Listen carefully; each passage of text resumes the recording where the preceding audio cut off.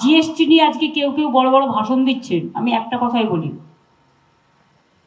এই যে ইন্স্যুরেন্সের থেকে টাকা, এই জিএসটি কমানো না থাকা, এটা ফার্স্ট চিঠি আমি লিখি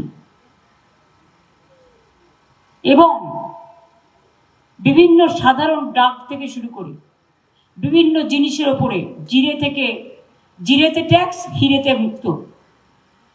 হিরেতে ট্যাক্স নেই, জিরেতে ট্যাক্স। মানুষের খুব কষ্ট হচ্ছিল, কিন্তু এর জন্য ক্রেডিট কার্ড জানেন, যারা ভাষণ দিচ্ছে তাদের নয়, ক্রেডিট হচ্ছে রাজ্যের। এর জন্য আমাদের রাজ্যের কত লোকসান হচ্ছে জানেন?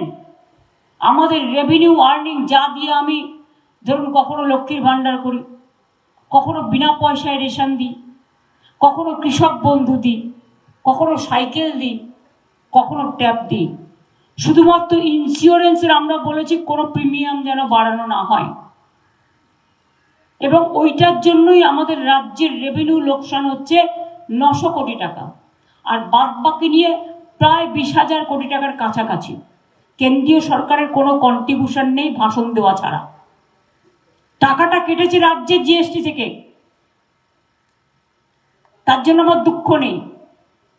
সাধারণ মানুষের কাজটা হচ্ছে।